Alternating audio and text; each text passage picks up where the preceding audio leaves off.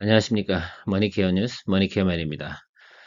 요즘 최근 시황이 그닥 그렇게 좋지는 않다라고 생각하시는 분도 계실 거고, 좋다고 생각하시는 분도 계실 겁니다. 왜냐하면 올해 같은 경우는 업종별 장세가 계속해서 나타나기 때문입니다. 지수가 꾸준히 상승해야 되는 조건은 아직도 형성이 되지 않았고요. 지금 최근에 우리 시장을 괴롭히고 있는 것은 바로 원달러 환율이 상당히 달러가 아직도 계속해서 강세로 가고 있는 모습들은 우리한테 투자하는 부분에 상당히 부담이 좀 되고요. 또 전반적으로 신용잔고가 상당히 크게 늘어나고 있다라는 부분이죠. 그중에서도 2차 전지 분야에 대한 부분은 상당히 크게 늘어나고 있어서 뉴스가 보통 그렇게 나오기 시작을 하면 한 달 이내에 보통 크게 조정이 오게 됩니다. 물론 이쪽 분야에 대해서 오는 것이 아니라 2차 전지 분야에 대해서는 종목별로 앞으로 신용잔고라든지 대차잔고 이런 것들을 상당히 여러분들이 좀 유심하게 좀 보셔야 돼요. 그런 부분들 체크해 나가시면서 여러분들이 투자를 해 주셔야 될 것 같고, 포스코 퓨처엠에 대해서 제가 기술적으로 투자가 가능하다라고 한 2주 이내에 제가 이야기 드렸던 것으로 기억이 납니다. 자, 그런데 지금부터는 포스코 퓨처엠 같은 경우도, 즉 이름이 바뀌었죠. 포스코 케미칼. 포스코 퓨처엠 같은 경우도 여러분들께서 지금부터는 좀 유심히 살펴봐야 되는 그런 단계에 들어섰습니다. 저 같은 경우도 지금 한 일주일 이내 정도의 상황을 보고, 물론 주가의 차트의 움직임을 좀 보고 수급의 현황을 좀 살펴보긴 해야 되겠지만 유념해서 보고 있습니다. 보통 제가 그 경험치로 보면 5월달 같은 경우는 한 5월 10일 이후부터의 조정이 들어올 가능성이 상당히 높죠. 물론 종목별로 들어오는 그 시점은 조금 다르긴 하겠지만 전반적인 시황은 그렇게 진행이 될 겁니다. 이게 시그널이라는 게 상당히 웃겨요. 어느 날 갑자기 탁 변화하죠. 그런 부분들을 미리 감지하고 준비하는 건 지금부터는 조금 유념해서 모니터링을 좀 해나가는 것이 상당히 중요할 것이다 라고 말씀드리도록 하겠습니다. 오늘 여러분들한테 이야기 드릴 것들은 5월달, 6월달 장 같은 경우 반대로 보면 조정이 들어오면 또 상당히 낮은 구간이다. 그래서 5월, 6월달에 좋은 종목을 잘 선택을 하게 되면 또 3분기 넘어가면서 상당히 또 좋은 수익을 여러분들이 만들어낼 수 있는 기회다라고 이야기 드리고 있습니다. 그런 점에서 그거에 유사한 종목이 하나가 있는 것이 바로 리노공업이라고 좀 생각을 하고 있어요. 그래서 여러분들 오늘 리노공업에 대해서 같이 이야기 나눠보는 시간 만들어 보도록 하겠습니다. 투자 포인트로 생각을 해보면 이 회사 같은 경우는 거래처가 1000개가 넘습니다. 대부분 예를 들면 반도체를 다루어서 제품을 생산하는 회사들 같은 경우 특히 비메모리 반도체 분야에서는 대부분 테스트용 소켓을 많이 사용하게 되어 있죠. 그래서 거래처는 상당히 많습니다. 라고 생각하시면 될 것 같고요. R&D 소켓 비중이 상당히 높습니다. 이 회사 같은 경우는 그래서 단기적으로 높은 ASP 또 실적이 또 기여가 예상이 되고 있는 부분이고 사실 좀 리포트를 좀 살펴보면 TSMC 리포트를 좀 살펴보고 있다 느낀 거긴 한데 산업 동향이 보면 이렇습니다. 3분기부터 비메모리 분야는 좀 성장을 할 것이다. 메모리 분야는 아마 4분기 또 1단년 1분기 이쯤에서 성장을 할 것이다라는 리포트가 나오고 있어요. 그런 걸로 살펴봐서는 한 분기나 두 분기 전에 우리가 먼저 무엇을 투자하는 것이 상당히 좋을까 생각을 해보면 바로 비메모리와 관련돼서 좀 나름 테스트 소켓이 상당히 또 잘 나갈 것이다. 또 한편으로 보면 제가 ISC라는 러버 소켓을 갖다 주력으로 하고 있는 그 회사도 있습니다. 지금 상당히 주가가 달리고 있죠.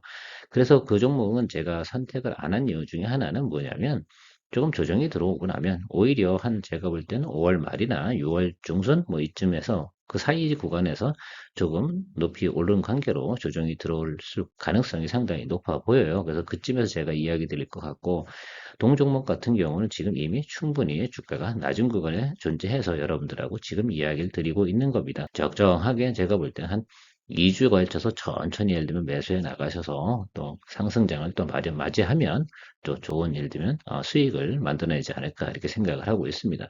최근에 또 상당히 많은 예를 들면 모바일 기계들이 좀 성장하고 있지 않습니까? 뭐 중소형 디바이스들이 상당히 많이 개발되고 있는데 거기에 테스트 소켓이 필요하다라고 생각하시면 좋을 것 같고 길게 보는 리포트 상황에서는 앞으로 2026년까지 지금 이런 회사들 같은 경우는 2배 이상 성장을 할 것이다라는 내용도 나와 있습니다. 하지만 뭐 저는 이 분야에 대해서 크게 관심이 없습니다. 올해 3분기와 4분기 이전에 수익이 제가 원하는 만큼만 도달되기만 하면 되는 것이지 그 다음 건 다음번에 또 보는 거죠.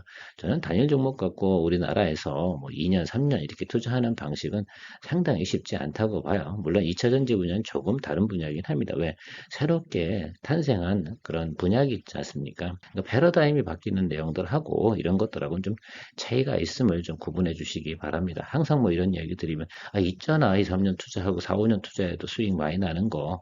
그런 게 반대적인 의견 마시고, 다른 쪽으로 생각해 보면 전반적으로 우리가 사이클이 존재한다라고 생각을 하면 좋을 것 같아요. 제조업의 특성은 그런 겁니다. 항상 사이클이 돌아갑니다. 그 다음에 경기의 동향도 좀 따라서 움직이는 성향이 상당히 많은 것이다라고 판단을 하고 우리가 접근하면 상당히 좋겠다라고 말씀드리도록 하겠습니다. 제가 좀 보고 있는 포인트 같은 경우는 이런 경우라고 좀 생각을 해요. EV 에비타 값을 좀 살펴보도록 하겠습니다. 이것이 점점 어떻게 돼요? 숫자가 낮아진다는 것 그만큼 영업이익이 상당히 좋다라고 생각을 하시면 투자 대비 자본 회수율 이런 것들이 상당히 빨라진다라는 뜻입니다.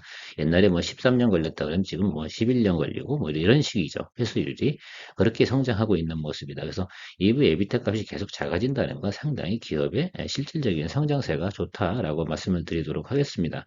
그래서 지금 보면 그냥 연별로 한 20% 정도씩 계속해서 성장하는 모습을 보이고 있다. 그럼 주가도 반대적으로 그만큼 거품이 덜 끼는 거죠. 그래서 실질적인 예를 들면 주가의 모습이 나타나는 것으로 생각을 해 주시면 좋을 것 같습니다. 리노공업 같은 경우는 우리가 좀 생각을 해보면 주가도 상당히 지금 낮은 구간에 와 있다라고 생각을 하시면 좋을 것 같아요. 직전 3년치하고 거의 비슷하니까요 말입니다. 그래서 저는 이 부분이 상당히 중요한 것 같아요. 그래서 평균 매수 단가라든지 여러 가지를 살펴보면 이 종목은 더 이상 추가적인 하락의 요소를 가지고 있는 부분은 별로 없어 보이기도 합니다. 그래서 제가 여러분들한테 이 시간을 마련해서 이야기 드리고 있다라고 생각해 주시면 좋을 것 같고요. 여러분들의 또 판단에 큰 도움이 되셨으면 좋겠습니다. 베스트 소켓 하면 그 포구형하고 러버형 두 가지로 구분한다고 해요. 저도 뭐 제가 엔지니어가 아니니까 자세히는 알 수는 없지만 전통적으로 방식으로 계속 우리가 보아오던 것들이 바로 포구형 방식이고 소형기기나 이렇게 전파나 데이터가 이동하는 구간이 짧은 것들을 러버형 소켓을 많이 쓴다고 하는데 ISC가 러버 소켓에서는 상당히 시장 점유율이 높고요. 기존의 포고형 같은 경우는 리너공업이 상당히 시장 점유율이 높은 것으로 저는 알고 있습니다. 제가 전문가는 아니라서 이 부분은 좀 차이가 있을 수는 있으나 어쨌든 데이터에 나오는 것들로 보면 그렇게 보고 있습니다. 그래서 여러분들 크게 생각할 거 없고 두 가지 종류가 있는데 이런 것들은 예를 들면 특히 비메모리 반도체에서 테스트용 소켓을 갖다 사용하는 것에 있어서는 포고형을 상당히 많이 쓰고 있다라고 생각을 해 주시면 좋을 것 같고 통상적으로 이런 테스트 소켓은 맞춤형으로 제공을 해줘야 돼요. 그러니까 어떤 제품을 생산할 때 있어서 그것에 맞게끔 예를 들면 테스트 소켓을 생산해 줘야지 그걸 갖다 실제적으로 구현을 시킬 수 있는 부분이니까 그런 것들이 상당히 특화되어 있다라고 생각을 해 주시면 좋을 것 같습니다. 여러 가지 부분이 있긴 하겠지만 이 부분에 대해서는 앞으로 시장이 점차적으로 성장하지 않겠습니까? 그러면 당연히 이 부분도 같이 매출이 늘어나게 되어 있는 구조로 되어져 있다라고 좀 생각을 해 보면 될 것 같아요. 동사의 매출처를 보면 IC 테스트 소켓이 60%입니다. 나머지 건 뭐 화면 보시면 알겠지만 그 주로 우리가 뭐 캐시카우라고 생각하는 이 분야는 비메모리나 메모리 이쪽을 가리지 않고 수주가 늘어나기 시작을 하면 무조건 매출이 늘어나는 그런 구조라고 생각을 하면 좋을 것 같습니다. 전 세계에 1000개에 넘는 반도체 관련 회사하고 거래를 하고 있는 것이고요. 이런 건 대부분 주문형 방식으로 많이 제작이 된다고 하네요.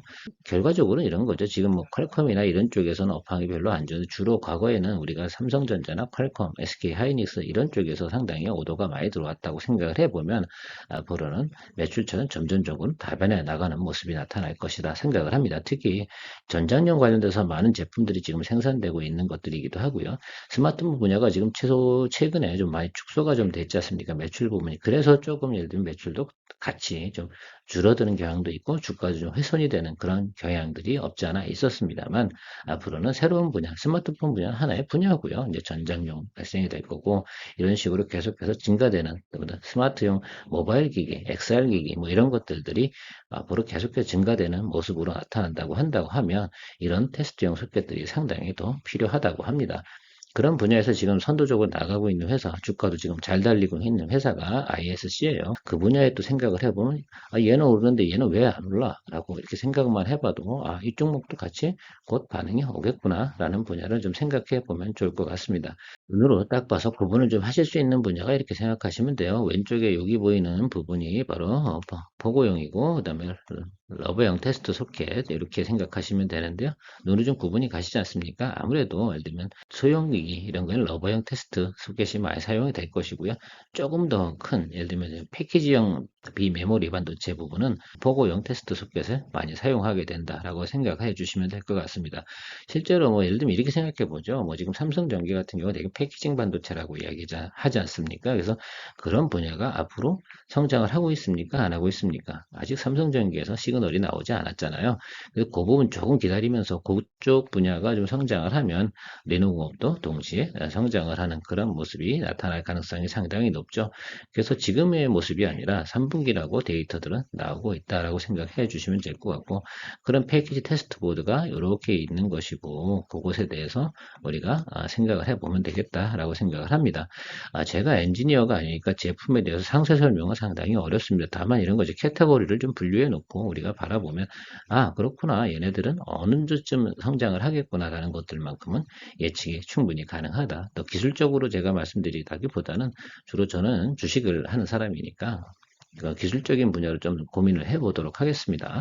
자, 그렇게 생각을 해보면, 어쨌든 뭐, 예를 들면 주식이라는 것이, 예를 들면 비싸냐, 싸냐, 뭐 이런 것들에 대해 생각을 해봐야 되는데, 일단 외국인 기관들의 평균 매수 단가, 직전 한 1년 동안 계속 조정을 받아왔습니다. 그래서 생각을 해보면, 기관 같은 경우는 한 15만 5천 원 정도가 평균 매수 단가라고 생각을 하고, 외국인 같은 경우는 한 16만 원 정도 됩니다.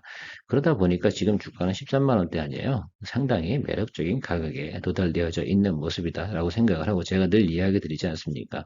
직전 3개월도 보고 직전 6개월도 봤는데요. 가격 차이가 별로 없어요. 그래서 평균 매수 단가. 그러니까 제가 생각하고 있는 과정에서 보면 15만 원 언저리까지 올라가는 건 별로 큰 문제도 아니다라고 생각을 해요. 그러니까 업사이드로 기본 10% 이상 우리가 가지고 있는 거죠. 또 그러다 반대로 또 생각해 보면 주가가 하방으로 내려갈 확률도 상당히 크게 낮은 거죠. 굳이 이걸 갖다 이미 던지려고 그러면 과거에 일찍 던졌어야죠. 근데 그럴 만한 이유가 별로 없기 때문에 던지지 않았을 겁니다. 자, 그렇다고 하면 던질 사람들은 다 던져놓고 지금 남아있는 물량들을 좀 생각을 해보면 지금 그러면 지금 현재 상태에서부터 업황이 점차적으로 개선되어가는 과정이 나타날 것이라고 리포트가 나오는데 그걸 지금에 와서 매도치는 그런 기관이나 외국인들은 별로 존재하지는 않을 것이다. 라는 것이 제 생각이라고 생각해 주시면 되겠죠. 자, 그래서 조금 이 정도 가격이다. 그래서 저는 목표가 그러니까 17만 원 정도는 가야지 기본적인 1차 매도가 나올 가능성이 상당히 높습니다. 그래서 지금 1차적인 목표는 저는 한 17만 원 정도 보면서 여러분들하고 이야기 드리는 것이죠. 늘 여러분들하고 머니케어 뉴스에서는 차트를 보면서 설명을 드리는 것이 마무리 작업이라고 생각해 주시면 좋겠는데 주봉을 먼저 살펴보도록 하겠습니다. 주봉을 살펴보면 여기 이 모습이죠. 이 매물이 여기 다 모여 있는 거다라고 생각해 보시고 가장 예를 들면 경기가 안 좋은 구간이 언제였냐라고 하면 작년도부터 금리 인상 시그널 나오면서부터 계속 경기가 하방으로 가고 있죠. 삼성전자도 하락하고 SK 하이닉스하고 재고 늘어나고 뭐 이런 과정 속에서 최고의 바닥은 언제였냐라고 생각해 보면 바로 이 구간이었다라고 생각을 해 보시면 좋은데 자, 그 구간보다 지금이 어떻습니까? 주가는 지금 시황이 훨씬 더 그때보다 나아지는 시황들이 나오고 있음에도 불구하고 생각해 보면 저 저점보다 밑으로 내려갈 가능성은 상당히 없죠. 또 길게 보면 이건 3년 전 데이터로 가야 되는 거죠. 자, 2019년 데이터인데 2019년 전으로 가야 될 이유는 별로 없잖아요. 지금이 아무리 예를 들면 업황이 좋지 않고 한다 하더라도 그때보다 예를 들면 지금의 시장의 규모는 훨씬 더 커져 있기 때문이겠죠. 그럼 우리가 생각하는 6만 원대 갈 확률은 제로죠. 자, 그렇다고 보면 최고 하락으로 본다고 하면 이 구간인데요. 한 12만 원? 이 수준까지 가야 되는데 그렇게 되면 이거는 완전히 어떻게 됩니까? 주가에 예를 들면 방향성이나 벡터가 다 하방으로 내려가게 되어 있는 거 아니겠어요? 그럴 만한 이유는 제가 볼 땐 별로 존재하지 않는다라고 생각을 하고 있습니다. 오히려 생각해보면 이런 거죠. 이상하게 그 앞단에서 상당히 주가가 오른 적이 있지 않습니까? 이게 뭐 TSMC 오를 때랑 상당히 유사한 모습이라고 좀 생각을 하고 있는데 실제적인 매출도 크게 증가하지 않음에도 불구하고 이때 주가가 오른 점.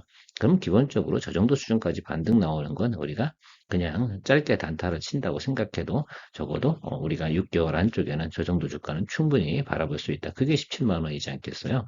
근데 저 구간에 있는 매물량이 많냐? 그렇게 매물은 많지 않다는 거죠. 보통 보면 이런 거예요. 단기적으로 투자했던 분들이 매물을 많이 내놓는 거지, 중장기로 투자하셨던 분들이 매물을 많이 내놓는 경우는 별로 없죠. 그렇게 생각해 보면 지금 17만 원대 구간에 있는 매물대는 그렇게 두껍지는 않다라고 생각을 합니다. 업황이 개선된다는 리포트가 나오고 있는 건 실적이 상당히 업사이드로 나올 가능성이 높다는 그런 뉴스가 나올 가능성이 높은데요. 그런 과정에서 예를 들면 매물을 출현시킬 분들은 많지 않습니다. 어차피 여기 투자하신 분들 같은 경우는 한 1년, 2년 정도 이미 들고 있다 그러면 억울해서도 절대 매도 칠 가능성은 없죠. 일봉으로 좀 살펴보면 다음과 같습니다. 앞단에서도 설명드렸지만 지금 일봉에서 딱 보면 직전 한 2년치만 살펴보더라도 전혀 손댈 만한 이유가 존재하지 않습니다. 더군다나 이 앞단에 이미 한 번 정도의 업사이드 보여준 게 있고요. 그리고 파형적으로 그렇고 모든 지금 이동평균선이 실제로는 그렇죠. 지금 여기 220일 이동평균선, 60일, 그다음 120일 이렇게 선회하고 있지 않습니다. 다만 일본과 21선만 어떻게 돼요? 좀 하방으로 내려가 있으니까 그 윗단으로 돌아서는 그 모습과, 그러니까 제가 볼 때는 한 요 구간이죠. 15만에서 16만 원 정도 위로 업사이드로 올라온 다음부터는 상당히 중첩이 생길 거예요. 그 구간에서는 약간 기간 조정도 좀 발생이 될 가능성이 높고요. 거기서부터 다시 한번 업사이드로 움직이는 그런 모습들이 나타날 것 같은데, 1차적인 목표는 요 구간이 17만 원 여기 보고 있고요. 두 번째는 20만 원 여기 보고 여러분들이 올해 안에 거래를 하시면 될 것 같아요. 올해 안에 우리가 생각하는 목표입니다. 전 내년도는 잘 모르겠어요.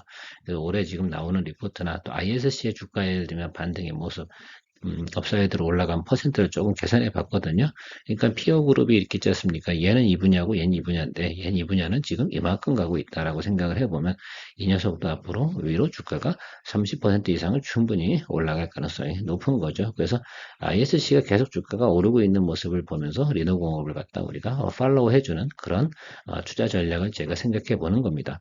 그래서 지금 주가가 낮은 구간이고 바로 톤 예를 들면 어라운드 하지는 않을 거고요. 저 220일 이동평균선 저 수준 따라 쭉 같이 내려올 거예요. 그러니까 지금부터 평균 매수 단가 잘 조절하다 보면 그 14만 원 언더에서만 여러분들이 많이 보유하고 계시고, 또 물론 설사 중간에 조금 더 눌림이 있을 수 있어요. 진폭이 있을 수는 있으나 여기 안에 있는 요 스펙이 있지 않습니까? 여기 요 구간 안에서 움직이는 것들은 여러분들께서 너무 신경 쓸 필요는 없다라고 저는 생각을 하고 있어요. 그 다음에 위로 올라가는 거. 그건 시그널이 한번 나오면 쭉 올라갈 거예요. 왜냐면 매수량이 상당히 몰리는 성향을 가진 종목이기도 하기 때문입니다. 그래서 여러분들이 좀 참고해 주시고 5월달, 6월달에 낮은 구간에 존재하고 업사이드가 앞으로 나올 만한 종목들은 이런 것들을 좀 찾아서 우리가 공략해야 되는 시점이지 않을까라고 생각을 해서 여러분들한테 리포트 해드렸다라고 말씀드리고 싶네요. 오늘 도움이 좀 되셨습니까? 도움이 되셨다고 생각이 들면 구독, 좋아요 부탁드리도록 하겠습니다. 늘 여러분들의 소중한 자산을 위해서 리포트하고 있는 머니케어맨이었습니다. 감사합니다.